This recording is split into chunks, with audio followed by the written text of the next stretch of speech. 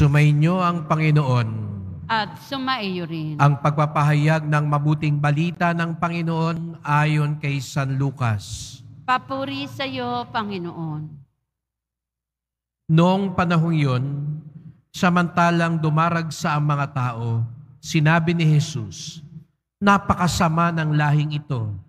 Naghahanap sila ng palatandaan mula sa langit, subalit walang ipapakita sa kanila maliban sa palatandaang inilalarawan ng nangyari kay Jonas. Kung papaanong naging isang palatandaan si Jonas sa mga taga-Ninive, gayon din naman magiging isang palatandaan sa lahing ito ang Anak ng Tao. Sa araw ng paghukom, titindig ang reyna ng timog laban sa lahing ito at sila'y hahatulan niya ng kaparusahan, sapagkat nanggaling siya sa dulo ng daigdig upang pakinggan ang karunungan ni Solomon. Ngunit di hamak kay Solomon ang naririto. Sa araw ng paghukom, titindig ang mga taga-Ninive laban sa lahing ito at hahatulan ng kaparusahan, sapagkat nagsisi sila dahil sa pangangaral ni Jonas. Ngunit higit na di hamak kay Jonas ang naririto."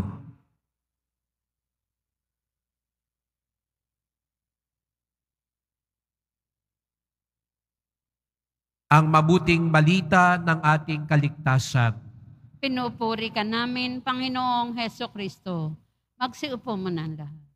Magandang umaga po sa inyong lahat at maligayang pagdating sa tahanan ng ating mahal na pong Jesus Nazareno.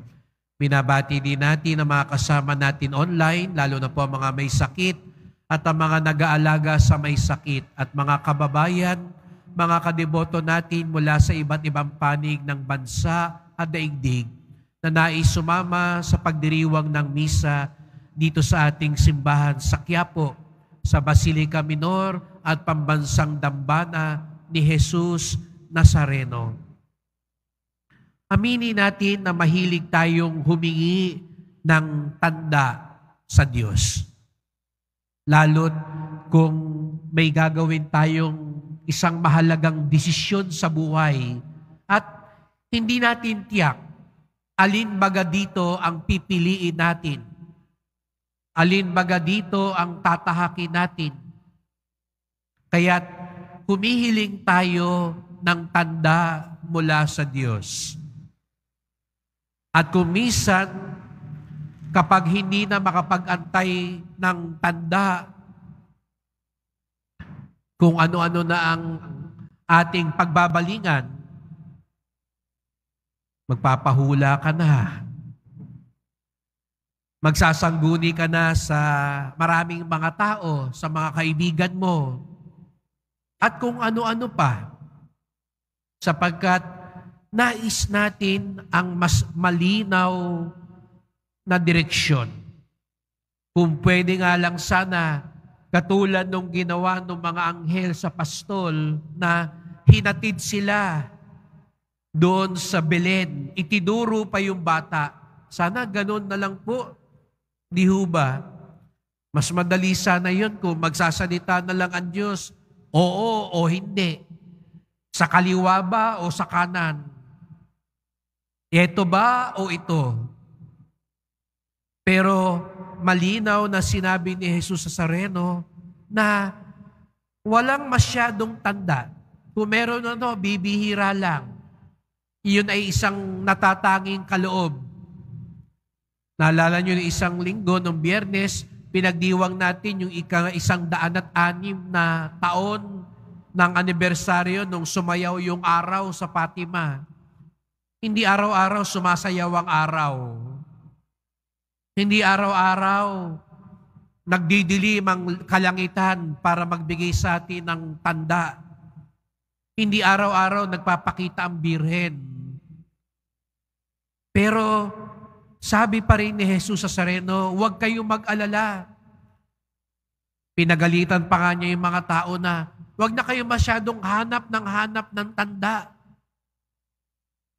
Sapagkat higit pa sa sapat ang tanda na ibinigay na sa atin ng Diyos, magiging isang palantandaan sa lahing ito ang anak ng tao. Walang iba kung hindi si Jesus Nazareno mismo ang tanda na ibinibigay sa atin ng Diyos. Siguro mapapatanong kayo, sa Kanya nga tayo humihingi ng tanda. Siya na pala yung tanda. Hindi pala kailangang magbigay pa siya. Tignan lang natin siya. Siya na ang tandang inaantay natin at siya ang tandang ibinibigay ng Ama sa atin. Papaano raw naging tanda si Jesus Nazareno? Sabi ko nga kanina, minsan meron tayong pinag-iisipan, pagdidesisyonan, nagagawin ba o hindi. Tanda si Jesus Nazareno sapagkat kung pagninilayan natin ang buhay niya, ang kanyang, lalo na ang kanyang pagpapakasakit, pagkamatay, at muling pagkabuhay, ito na ang landas na dapat nating tahakin. Ang landas ng sakripisyong pag-aalay at pagmamahal ni Jesus. Ito ang tanda ng Diyos sa atin. Kaya tanungin mo yung sarili mo, ito bang gagawin ko? Lalo akong magiging mapagmahal? Ito bang gagawin ko? Hindi ako magiging makasarili? Ito bang gagawin ko? Makapagbibigay buhay sa iba? Makakatulong sa kaligtasan ng iba? Kung masasagot nyo mga tanong na iyan ng oo, iyan na ang tanda na ibinigay sa iyo ng Diyos galing kay Jesus Nazareno.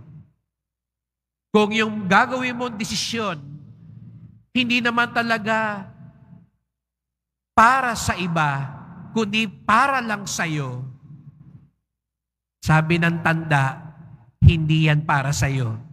Hindi yan ang tamang gagawin mo. Kung yung gagawin mo, hindi makakabuti sa kaligtasan mo at kaligtasan ng tao, hindi yan ang para sa iyo. Sapagkat, hindi ho ba? Ano bang ipinapakita sa atin ni Jesus Nazareno? Larawan, tanda ng wagas na pagmamahal, pagbibigay ng sarili, pagtulong sa kapwa, pagtahak sa mabuti. Kaya mga kapatid, hindi na natin pala kailangan maghanap ng iba pang tanda. Sapagkat kaharap na natin ang pinakadakilang tanda galing sa Diyos. Kung pag-aaralan natin, pagninilayan natin, isa sa puso natin, at gagayahin natin ang landas ni Jesus Nazareno, nakita na natin ang tanda ng Diyos. Kaya nga, sabi ni San Pablo sa unang pagbasa, siya ay alipin ni Kristo, tinawag na maging tagasunod ni Jesucristo.